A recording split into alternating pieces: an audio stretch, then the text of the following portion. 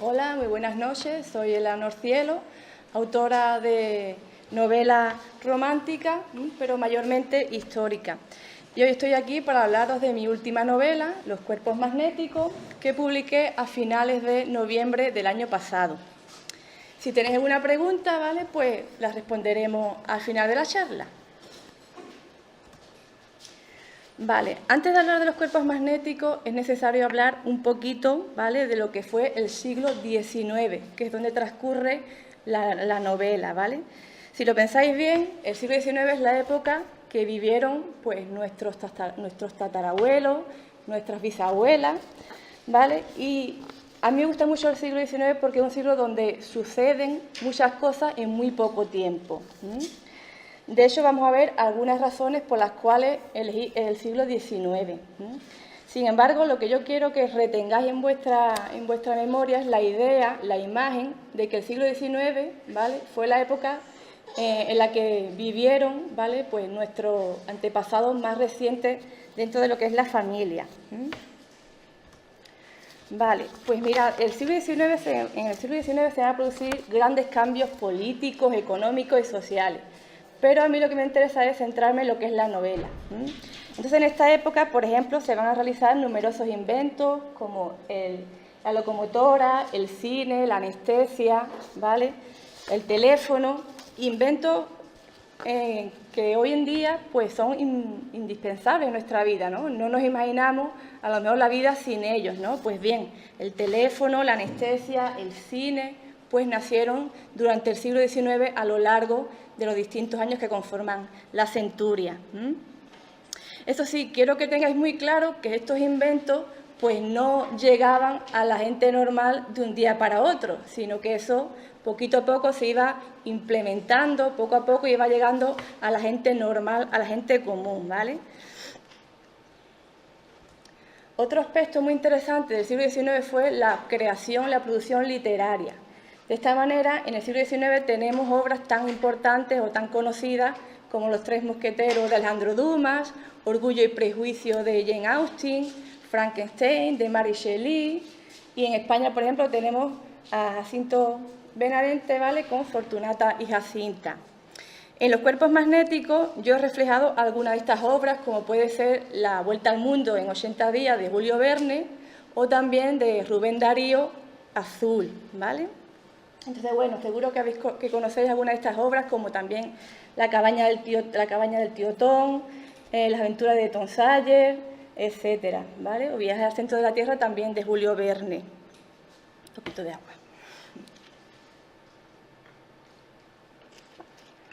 Por supuesto, no puede faltar la música clásica del XIX, pues esta centuria va a, digamos, producir o va a ver el nacimiento de grandes compositores como fue Wagner, Beethoven, Chopin, Verdi, Bizet, etcétera, ¿vale? Y me interesa también sacar la música clásica del XIX porque varios de mis personajes de Los cuerpos magnéticos tocan el piano.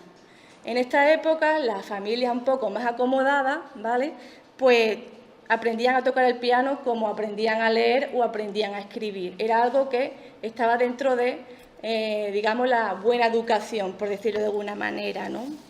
Entonces, en esta época, pues se van a producir grandes óperas, como por ejemplo Aida, Carmen, y grandes conciertos de piano, por ejemplo los de Beethoven o Chopin, ¿verdad? Bueno, pues una vez que hemos visto un poquito el siglo XIX, ¿vale?, para no cargaros de datos innecesarios, sino todo lo que he hablado del siglo XIX aparece reflejado en la novela, que es lo que a mí me interesa, ¿vale?, para que tengáis una idea global y general de esta fantástica época, pues os vengo porque, digamos, la justificación de por qué elijo el siglo XIX y no otra época para enmarcar mi novela de Los cuerpos magnéticos. Pues bien, hay varias razones.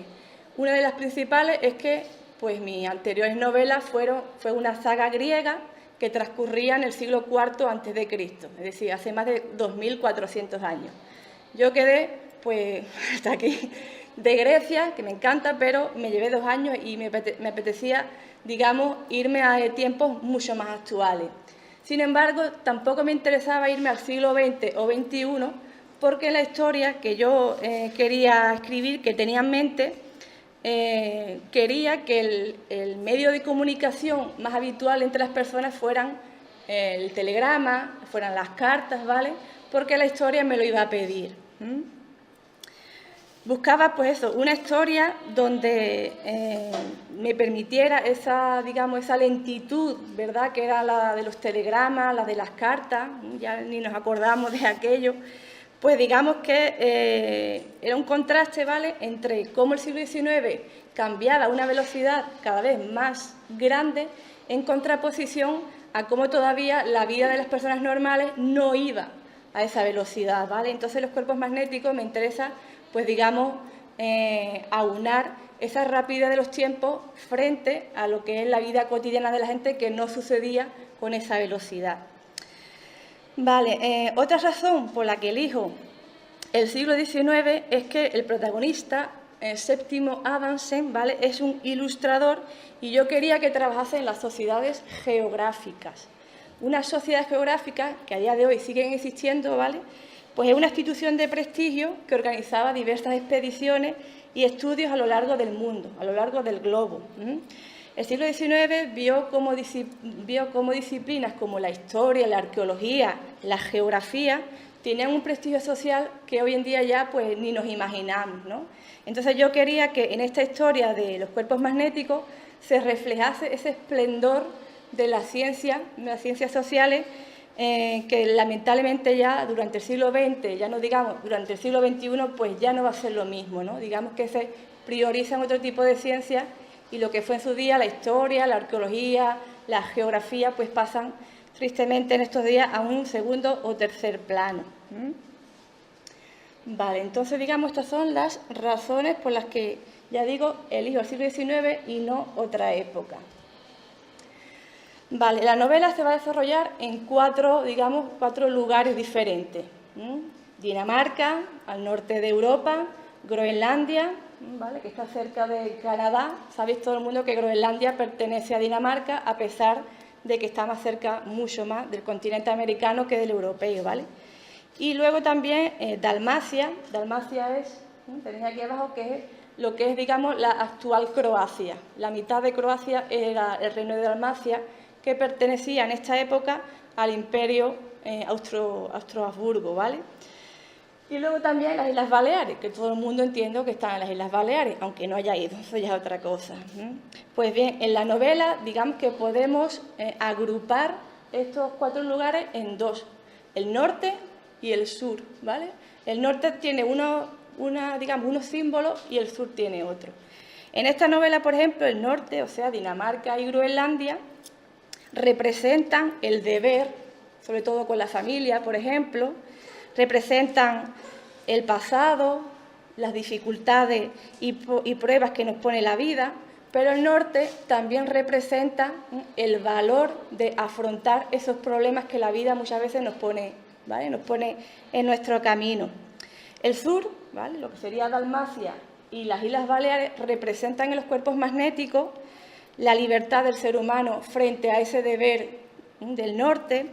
Representa también la esperanza, los sueños, las ilusiones, el futuro, pero también el sur simboliza la huida ante los problemas. Entonces, digamos, en ninguna de las dos partes es pura, sino que está llena de contraste. Vale, en la novela aparecen reflejados muchos temas. Obviamente no voy a hablar de todos ellos, pero sí he traído aquí varios que sí me interesa que conozcáis. Uno de ellos, bueno, aquí los leo, ¿vale?, los grandes estudios geográficos, y asociado a ellos, pues los usos y costumbres de los nativos, por ejemplo, el caso de los inuit, que ahora veremos quiénes son, ¿vale? También los primeros estudios científicos sobre la homosexualidad, con la obra Psicopatía sexual, con el caso de Oscar Wilde, ¿vale?, que fue un caso de represión sexual en esta época. Y, naturalmente, el papel de la mujer en el siglo XIX, entre otros temas que ya, pues, cuando leáis la novela, pues vosotros extraeréis. ¿Vale? El primer tema, o digamos uno de los temas básicos de la novela, son los grandes estudios geográficos del del siglo XIX. Hemos dicho antes que Séptimo Adamsen, que es el protagonista, trabajó en una sociedad geográfica. Recordemos que una sociedad geográfica es una institución de prestigio que organizaba diversos estudios, diversas expediciones a lo largo del mundo. Pues bien, en el siglo XIX se van a, digamos, a empezar a explorar pues zonas que estaban, digamos, que en siglos anteriores pues no habían tenido mucho interés. En este caso, por ejemplo, en el siglo XIX se va a explorar el interior de África, especialmente, también zonas, digamos, más recónditas de Asia, etcétera. En estas épocas, entonces, se hacen mapas nuevos, se descubren pueblos y culturas nuevas, llegan a Europa productos y alimentos nuevos, etcétera. Es decir, el mundo ya no va a ser el mismo. De todas maneras, este interés por conocer el mundo más allá de Europa, obviamente no es nuevo. La diferencia, digamos, más notable con respecto a otros siglos, en el XIX, digamos que hay un interés mucho más científico, ¿no? Se aleja bastante ya de otros presupuestos, muchas veces ligados a la religión, y en el siglo XIX, pues digamos que lo que es la ciencia, la razón, pues lo que prima en estas investigaciones. De esta manera, pues los países más desarrollados, tristemente no se encuentra entre ellos España, pero los países más desarrollados de esta época, pues lo que van a hacer es pagar, subvencionar grandes expediciones para catalogar, ¿vale?, estas nuevas especies, estos nuevos lugares. En el caso de los cuerpos magnéticos, y dado que el protagonista es danés, es de Dinamarca, pues va a viajar a Groenlandia, ¿vale?, que esto es una foto de la época de Groenlandia. Este hombre que veis aquí es, digamos, realmente un explorador o un geógrafo que ya digo, fue mandado por el gobierno de Dinamarca a hacer estudios allí, ¿no? Entonces me vino súper bien esta colección que podéis encontrar en mi blog, pero bueno. En fin, el protagonista, Séptimo Adamsen, ¿vale?, pues viaja a Groenlandia. ¿Para qué? Pues para dibujar, para catalogar estas, digamos, estas nuevas especies de flora y fauna. Pensad que en esta época ya existen las revistas geográficas. Todo el mundo conoce la revista National Geographic, ¿verdad? La revista y el instituto, pues bien, nace en esta época. En concreto, en 1888 nace esta institución que a día de hoy pues sigue lanzando su revista. Pues bien, esto ya viene del siglo XIX. Entonces, digamos eso, que todos estos estudios, todas estas investigaciones, pues quedaban reflejadas en estas revistas que, digamos, tenían una periodicidad de tantos meses, ¿no? Dependía de la institución en cuestión. Vale, naturalmente los geógrafos, cuando llegaban a estos lugares nuevos, pues se encontraban con que existían pues otros pueblos, otras gentes con su cultura propia, con una lengua propia. ¿Vale? En los cuerpos magnéticos yo he querido reflejar ese choque de culturas, ¿no? Porque obviamente hoy en día, pues obviamente todo está más globalizado, somos todos un poquito más iguales, ¿no? No importa a lo mejor tanto que vivamos en España como si vive la gente en Sudáfrica, en Japón o en Chile, ¿no? Pero en el siglo XIX, obviamente, los contrastes y las diferencias son pues mucho más puras y mucho más notables, ¿no? Entonces, en los cuerpos magnéticos yo reflejo ese choque de culturas que es cuando el protagonista pues llega a Groenlandia y conoce a los mal llamados esquimales. Los inuit reivindican que ellos son inuit, no esquimal, porque esquimal significa comedor de carne cruda. Y eso se decía, digamos, de forma despectiva, ¿no? Como el hombre blanco pues tiene que estar por encima, ¿no? Y ellos reivindican que son inuit, no esquimales, ¿no? Entonces, digamos que es un caso pues muy representativo de este choque de culturas del XIX, por supuesto, que también se ha repetido previamente, ¿no? Vale. Naturalmente, en el libro pues hablo sobre lo que es el tema de la homosexualidad, y en el siglo XIX pues tenemos los primeros intentos, los primeros estudios científicos sobre la homosexualidad. Y digamos que el manual de referencia va a ser el titulado Psicopatía sexual. Vale, en los cuerpos magnéticos, de hecho, aparece, hago referencia a este manual de psiquiatría que existió, ¿vale?, de la mano del psiquiatra Richard von Krafft-Ebing, que además de psiquiatra, pues fue forense y trabajó en el campo de la hipnosis. En esta época, pues ya digo, toda la gente que trabajaba con los sanatorios, con psiquiatría, pues lo que era la hipnosis tenía pues muchísimos adeptos, ¿no? Hoy en día nos parece un poco más, no nos lo tomamos más en serio, pero en esta época la hipnosis se utilizaba muchísimo, porque, digamos, tenía más fiabilidad que a lo mejor que lo que hoy en día le otorgamos, ¿no? Entonces este hombre va a trabajar en sanatorios y hospitales psiquiátricos, ¿no? Donde va a estar en contacto con numerosos pacientes. Entonces, digamos que gracias a esta obra, a la experiencia de este psiquiatra austroalemán, pues se va a fijar, se va, digamos, a crear el concepto de sexualidad en el mundo occidental con esta obra. Esta obra, digamos, estudiaba las variantes de la sexualidad humana, pero, digamos, las que se consideraban anormales, ¿vale? Es decir, desde la homosexualidad hasta el sadomasoquismo, y ahí entraba todo. Este psiquiatra, pues digamos que entendía que todo lo que no sirviera para tener hijos, eso, digamos que contaminaba lo que era la idea del sexo, ¿no? Porque él entendía que el sexo solamente debería de utilizarse para, ya digo, para tener hijos. Todo lo demás, eso era contaminar el sexo. Este psiquiatra también decía que la homosexualidad era una anomalía de tipo biológico, es decir, que el feto, cuando estaba en el seno materno, pues por cualquier, digamos, cualquier causa, pues el feto no se gestaba, no se desarrollaba de forma correcta, y que por eso el cerebro, pues digamos, sufría una pequeña o una gran anomalía, y por eso que el niño o la niña pues nacía homosexual o tenía preferencias sadomasoquistas, etcétera, ¿vale? Es decir, este libro fue tan importante en su época que de hecho se utilizaba para juicios, para investigaciones policiales, etcétera. Tuvo mucho éxito hasta que luego vino Sigmund Freud y dijo que no, que la homosexualidad no es un problema científico, no es un problema biológico, perdón, sino psicológico, ¿no? Ya luego, obviamente, Freud también tenía sus contradicciones y sus errores, pero digamos que a lo largo de lo que fue finales del siglo XIX, este libro fue el concepto, establecía el concepto de sexualidad en todo lo que fue Occidente, ¿vale? Vale, dentro de lo que es el tema de la época del estudio de la homosexualidad, un caso muy sonado, ¿vale?, fue la represión sexual en el caso de Oscar Wilde. Oscar Wilde fue un escritor, poeta irlandés de esta época que fue acusado de ambigüedad por el padre de su amante masculino cuando Wilde publicó el retrato de Dorian Gray. Ser acusado de ambigüedad en esta época era, en el caso de Oscar Wilde, que había mostrado gestos o ciertos comportamientos de afecto hacia otros hombres.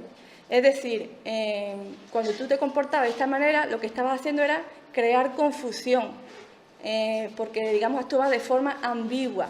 Se esperaba que tú, como hombre, pues no tuvieras afectos ni ciertos afectos con los hombres, sino con las mujeres.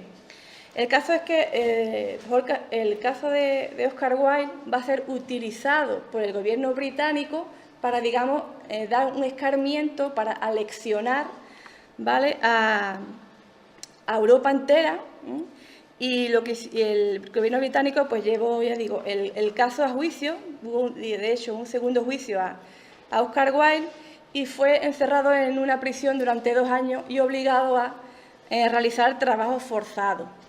Lo importante de esto, además digamos, denunciar el caso de este escritor, es que este caso tuvo muchísima repercusión en toda Europa, pues iniciaría una fuerte ola de represión sexual en todo el continente, ¿vale? Todo el mundo escucha, por ejemplo, la época victoriana, ¿no? Pues digamos que es también en una época donde, ya digo, lo que era el tema sexual está fuertemente reprimido, ¿no? Vale, naturalmente quiero hablar de las mujeres siempre que pueda en mis novelas, porque aunque los protagonistas sean hombres, no por ello las mujeres son menos importantes en mis historias. De hecho, en los cuerpos magnéticos las mujeres juegan un papel fundamental. en el desarrollo de los acontecimientos, pues son las guías y son las contenedoras, las depositarias de la sabiduría, ¿vale? Mirad, también en esta época las mujeres comienzan a ir a la universidad, porque tristemente antes o se les prohibía o bien tenían que tener el permiso del padre o del hermano, en caso de que el padre hubiera fallecido. Obviamente, los primeros años no va a haber una gran presencia de mujeres en la universidad, pero digamos que la tendencia pues se rompe, ¿vale? Y ya no hay tantas trabas. Aún así, todavía queda muchísimo por digamos, avanzar, ¿verdad? Y también en el libro hablo de las sufragistas, ¿no? Las sufragistas fueron las mujeres que empezaron a reivindicar los derechos para las mujeres para votar, porque tristemente antes solamente podían votar los hombres. Pues bien, las sufragistas que empiezan en Gran Bretaña van a reivindicar estos derechos. Lo que sí es cierto es que las sufragistas, cuando yo hablo de las sufragistas en el libro, en verdad estoy cometiendo una licencia histórica, pero a propósito. Es decir, las sufragistas no son del siglo XIX, son de principios del XX.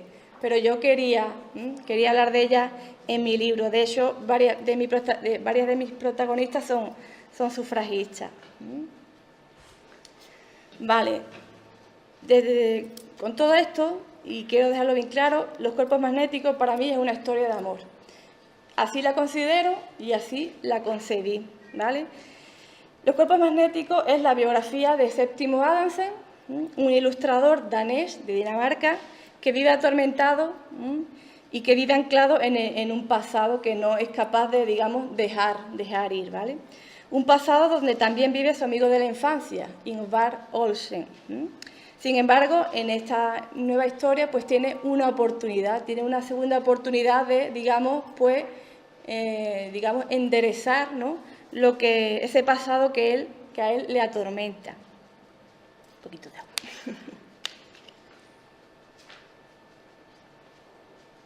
Lo que tenéis ahí, digamos, sería la sinopsis, lo que aparece reflejado, ¿vale?, en lo que es la parte posterior del libro.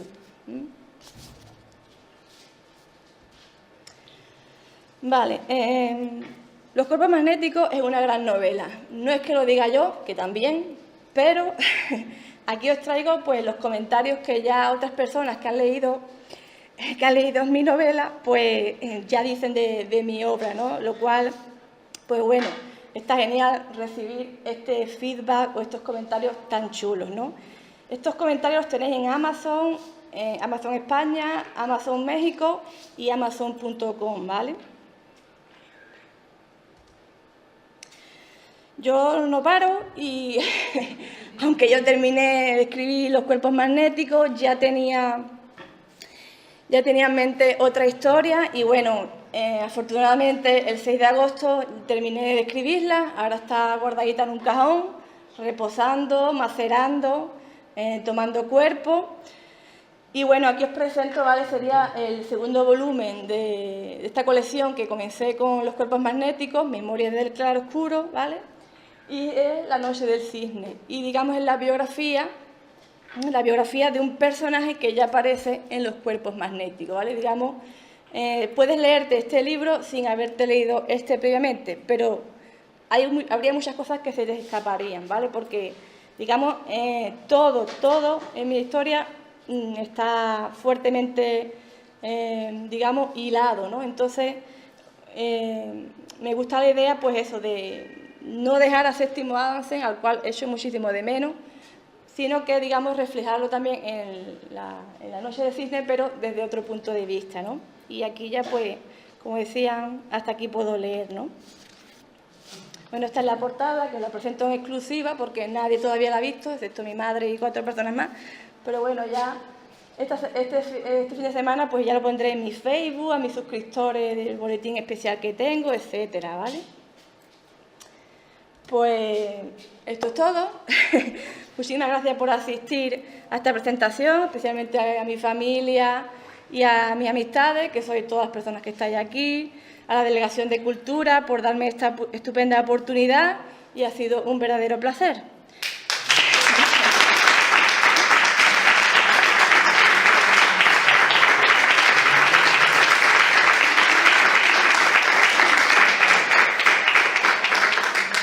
Bueno, ahí me tenéis, eleanorcielo.com es mi blog, ¿vale? Y mi Facebook, lo que sería la página, pues Eleanor Cielo Azul. Y luego mi Twitter, pues Eleanor Cielo. ¿Alguna pregunta que queráis hacer? Todo ha quedado tan clarito. Hacerme promo. Bueno, pues nada, ahora empieza la firma, por si es que... Sí, Pepi. Una pregunta. Dime.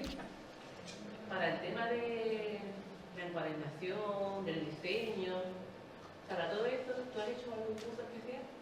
Yo hice un curso de Photoshop hace casi 2 años, pero previamente me he llevado muchos años, bueno, de hecho, me llevo muchos años, pues en el mundo de Internet, en el mundo de los blogs, llevo ya unos cuantos años encima, en el mundo también de lo que viene a ser el editado de imágenes, me gusta muchísimo lo que es el diseño gráfico, entonces sí, todo eso todo, sí, es lo que tiene cuando eres... Sí, pero todo. Sino después todo lo que es diseño, impresión. Sí, Mucho trabajo eso. pero vamos, así es, y, hombre, y agradezco que lo apreciéis, porque es cierto que no se trata solo de ponerte a escribir, ya después tienes que aprender, pues ya digo, a manejar un blog, las redes sociales, a editar imágenes, etcétera, ¿no? Pero es algo que afortunadamente yo aprendí ya hace ya tiempo, porque, en fin, me encanta el mundo de los blogs.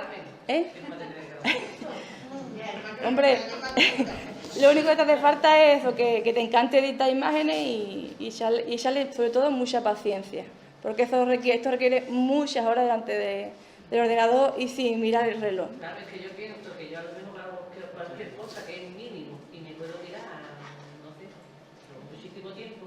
Yo veo eso y digo, Dios mío. De todas maneras, claro, de todas maneras, al principio yo también me eché horas, lo que pasa que a base de práctica, pues ya va. Cuando yo también empecé con los libros, también tuve que aprender a maquetar un libro, que yo no sabía. Es decir, cuando tú haces el libro, las páginas de la izquierda tienen que tener un margen diferente desde la derecha, para que cuando haga la encuadernación te quede centrado. Entonces sí, tiene un peluseo bueno.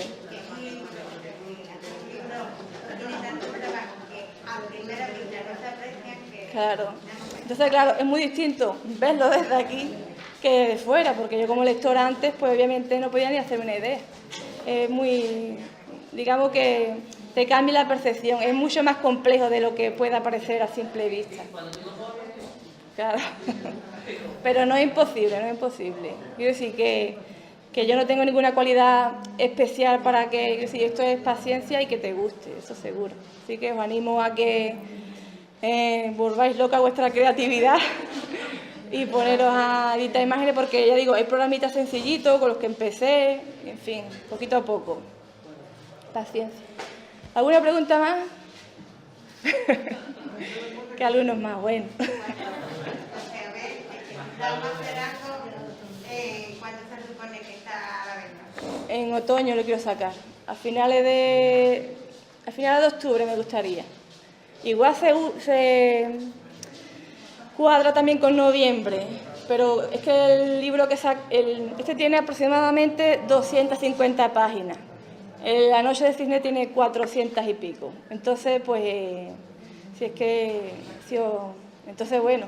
Cuando dice almacenar, cuando dice ahora mismo está en el cajón, almacenar, entonces, Sí. ¿qué es lo que significa exactamente? ¿Qué significa? Pues que cuando tú escribes una novela, estás demasiado implicada emocionalmente. Tú no ves muchos fallos o, digamos, ciertos errores de estructura que pasado un mes sin tocar la novela, sí verías. Entonces es una técnica que se recomienda. Cuando tú escribas el manuscrito es, digamos, la novela sin corregir, sin todavía estar aquí, ¿vale? Entonces cuando tú terminas el manuscrito, lo guardas en un cajón y te aseguro que dentro de un mes vas a ver cosas que antes no veías. Entonces, digamos, también es una manera de crecer con la novela. Durante ese mes de maduración se te ocurren ideas, ves las cosas de otra manera, tu inconsciente va atando a cabo. Entonces, digamos, es un proceso como el vino, proceso lento. O cuando tú pones un algo en el horno, eso tiene su tiempo de cocción. Si no se lo respeta, el pastel no sale esplendoroso. Pues en un libro entiendo que es así. De todas maneras, esto es algo que vas aprendiendo con el tiempo. Yo también he hecho cursos de taller de narrativa online, de hecho soy alumna y en mi blog puse la entrevista que me hizo Alejandro Quintana, en fin. Entonces, que es también de este taller. Entonces, claro, vas aprendiendo poco a poco. Esto de escribir un buen libro no es como todo, es un arte que se va dominando según lo vayas practicando. El primer libro siempre será el más flojillo, pero después pues vas aprendiendo, porque es que es así. Bueno, eso es como todo en la vida, eso no tiene más vuelta, yo no he inventado nada. Entonces, bueno, detrás de un libro, igual que detrás de cualquier obra de arte, hay mucho trabajo, hay muchísimo trabajo. Sobre todo, pues mucha dedicación, mucha constancia, muchas horas y sobre todo muchas emociones, ¿sí? Porque cuando tú escribes, padeces y sufres con el personaje. Entonces, a mí eso me deja exhausta. Entonces, cansa bastante. Y sobre todo ahora, con este Levante, es lo peor. Pero ahí he estado yo y he terminado la novela porque quería terminarla ya, ¿no? Entonces, acabé con la lengua afuera, literalmente. Pero la tengo ahí y estoy súper orgullosa de ello, la verdad. Porque son mis 5 hijos. Es así. Cada uno es como es. Mis 5 hijos, mis 5 hijas. A mí me da lo mismo, como se lo repartan. Pero es así, es así. Entonces cada uno para mí tiene sus virtudes y sus defectos. Es así, ¿no? Pero es así. Yo de este libro estoy muy, muy orgullosa. Ahora mismo es mi ojito derecho. ¿De acuerdo? Esto está así. Pues algo más que ahí comentar o decir o preguntar, que tengáis ahí la angustia de... Sí, yo lo tenéis en la librería de María Zambrano y también en la caseta de Atrapasueños junto a la Torre de Guzmán. ¿De acuerdo? De todas maneras también lo tenéis en Amazon, ya como queráis, o yo que también lo vendo personalmente, ya como queráis. Pero de todas maneras, para las personas que nos estén escuchando a través de Radio Juventud de Conil, ¿vale? Un saludo, por cierto, y muchas gracias por la entrevista, por la grabación y la oportunidad.